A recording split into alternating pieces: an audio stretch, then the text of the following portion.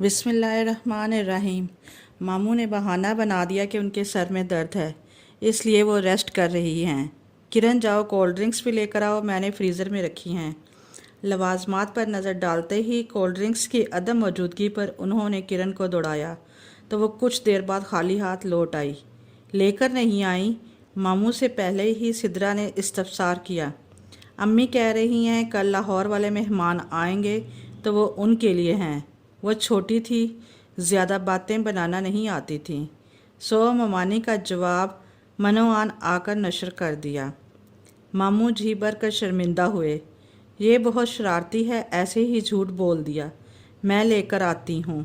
سدرا کرن کو گھورتے ہوئے اٹھ گئی تو خالہ نے پکڑ کر واپس بٹھا دیا۔ رہنے دو، چلیں بھائی، بسم اللہ کریں۔ ماحول میں ایک محسوس کیا جانے والا تناؤ سا آ گیا۔ سب خاموشی سے اپنی اپنی پلیٹوں پر جھکے رہے۔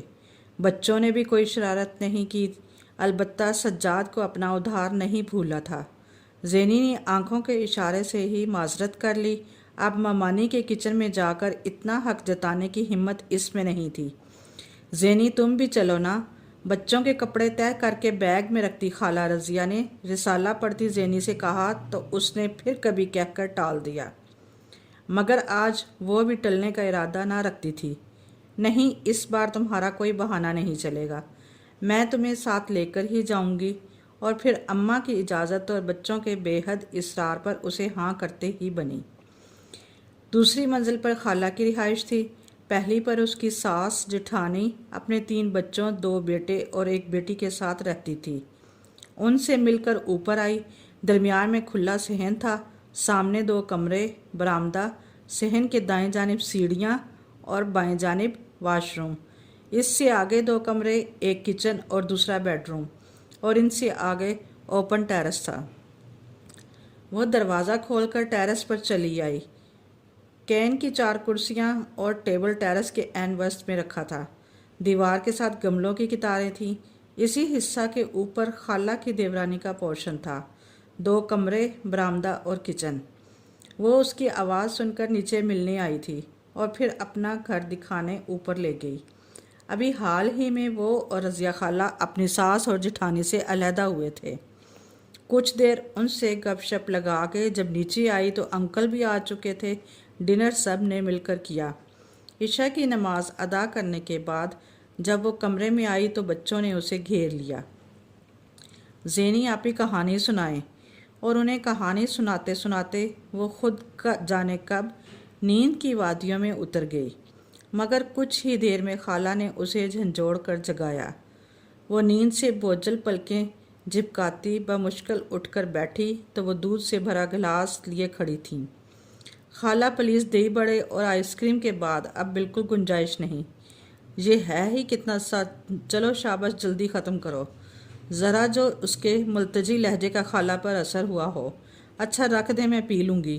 آخر میں اس نے برا سا منہ بنایا، مگر خالہ کے لیے یہی غنیمت تھا کہ وہ رضامند تھیں۔ ان کے ہی جاتے ہی اس نے علی اور عمر کو 10 روپے کا لالچ دے کر بمشکل گلاس خالی کروایا اور خود اطمینان بھرا سانس خارج کرتی پھر سے سو گئی۔ اس کو بھی ابھی ہمارے گھر آنا ہے، اب جانے کتنے دنوں کے لیے آ رہی ہے، ایک بار آ جائے تو پھر واپسی کا جیسے رستہ بھول جاتی ہے۔ اب بچوں کو اسکول سے چھٹیاں ہیں تو ہمارے سر پر آ کر بیٹھنا ضروری ہے کیا؟ جب سے خالہ کی منجلی نند نے فون پر اپنے آنے کی اطلاع دی تھی، وہ چلتے پھرتے مسلسل کچھ نہ کچھ بڑبڑائے جا رہی تھیں۔ دراصل نیچے والے پورشن میں ماربل کا کام ہو رہا تھا تو ان کا سارا گھر الٹا پڑا تھا۔ فی الوقت وہ کوئی مہمان افورڈ نہیں کر سکتے تھے، اس لیے رخسانہ باجی نے اس بار خالہ کو شرف میزبانی عنایت کرنے کا فیصلہ کیا تھا، جو خالہ سے تو کسی طور پر ہضم نہیں ہو رہا تھا۔ اماں نے تو صاف منع کر دیا تھا کہ اب کی بار چھٹیاں سسرال میں ہی گزار لینا، لیکن میں نے سوچا رضیہ بھابھی کس مرض کی دوا ہیں۔ رخسانہ باجی نے مسکراتے ہوئے کتنے مان سے خالہ کو دیکھا تھا، مگر خالہ نے بھی مروتاً ان کی حوصلہ افزائی نہ کی، بلکہ زینی کو ان کے ماتھے کی شکنوں پر ممانی یاد آ گئی۔ وہ اٹھ کر کچن میں چلی آئی۔ خالہ کا تو اٹھنے کا ارادہ نہیں لگ رہا تھا۔ ارے یہ اتنے بڑے گلاس کیوں لے کے جاتی ہو؟ بوتل کتنی مہنگی ہو گئی ہے، چھوٹے گلاس لو اور برف زیادہ ڈالنا۔ ابھی اس نے فریج سے کولڈ ڈرنک نکالی ہی تھی کہ خالہ لپک کر کچن میں آئی اور اسے ہدایات دینے کے ساتھ ساتھ خود گلاس بھی نکالے، برف بھی ڈال دی اور سرو کرنے کے لیے اسے بھیج دیا۔ رات کے کھانے پر بھی عجیب صورتحال تھی۔ آدھا کلو چکن میں ڈھیر سارے آلو ڈال کر خوب لمبا شوربہ کیا گیا۔ خالہ وہ آپ کی مہمان ہیں، زینی نے دبے دبے لفظوں میں احتجاج کرنا چاہا، جسے خالہ کسی خاطر میں نہ لائیں۔ او مہمان انتہائی نخوت سے سر جھٹکا۔ او نہیں تو کیا بھابھی، کوئی ضرورت نہیں زیادہ خاطرداریاں کرنے کی، انہوں نے کون سا قدر کرنی ہے۔ فریج میں آٹا رکھنے آئی دیورانی صاحبہ نے بھی اپنی رائے سے نوازنا ضروری سمجھا، اور پھر مزید دو چار ان کے خلاف کرنے کے بعد جب ان سے ملنے ڈرائنگ روم میں آئی تو اس وقت ان کا اخلاقی مظاہرہ قابل دید تھا۔ اگلی صبح ناشتے پر بھی مہمانوں کے لیے مینیو چینج نہیں ہوا تھا۔ رخسانہ باجی نے اپنا ایک سوٹ دھونے کے لیے نکالا تو خالہ نے ان کے قریب ان دھلے کپڑوں کا ڈھیر لگا کر مشین لگا دی۔ جون کا مہینہ، صحن میں پھیلی چلچلاتی دھوپ، وہ ساری دوپہر کپڑے دھوتی رہیں۔ زینی کا دل کرتا رہا۔ خود وہ سارے گھر کی صفائی اور ڈسٹنگ کرنے کے بعد اب لنچ کی تیاری کر رہی تھی۔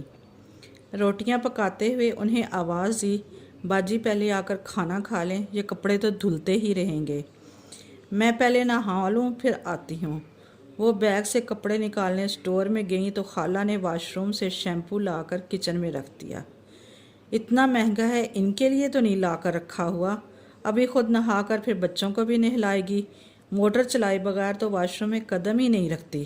اتنا بل آیا ہے اس بار۔ کیا فرق پڑتا ہے خالہ، انکل کا اچھا خاصا کاروبار ہے، زینی کے لبوں سے پھسل گیا۔ ہاں تو کیا ان کے لیے کماتے ہیں، وہ چمک کر بولی۔ بہن ہے ان کی، وہ جتائے بغیر نہ رہ سکی۔ بہتر ہوگا کہ تم اس معاملے میں خاموش رہو۔ انہوں نے تو زینی کا بھی لحاظ نہ کیا، پل میں آنکھیں ماتھے پر رکھ لیں۔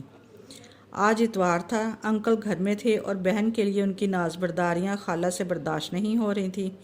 آج وہ خود کچن میں کھڑے خاص رخسانہ باجی کی فرمائش پر چکن قورمہ، چائنیز رائس اور شامی بنا رہے تھے۔ زینی ان کی ہیلپ کے لیے کچن میں موجود تھی۔ انکل جب سعودیہ میں تھے تو وہاں ان کا اپنا ہوٹل تھا، وہ ایک اچھے شیف تھے۔ البتہ خالہ اپنا غصہ خوب چیزوں کو پٹک پٹک کر نکال رہی تھیں۔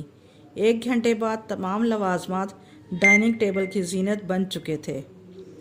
ارے بھائی جان، بھابھی کو تو بلا لیں، رخسانہ باجی نے ٹوکا۔ وہ بعد میں کھا لے گی، فی الحال تو اس کے سر میں درد ہے، وہ ریسٹ کر رہی ہے۔ زینی کو انکل کے پست لہجے میں ماموں کی جھلک دکھائی دے گئی۔ ممانی کو بھی ایسے ہی موقعوں پر سر درد کی شکایت ہوا کرتی تھی۔ رخسانہ باجی کا چہرہ اتر گیا، آنکھوں میں نمی چمکنے لگی، گویا وہ بھی خالہ کی بے رخی، بیزاری اور تنگ دلی سے بے خبر نہیں تھی۔ ذہنی گہری سوچوں میں گم ہو گئی۔ بدلتے رشتوں کے ساتھ اچھائی اور برائی کا تصور کیوں بدل جاتا ہے؟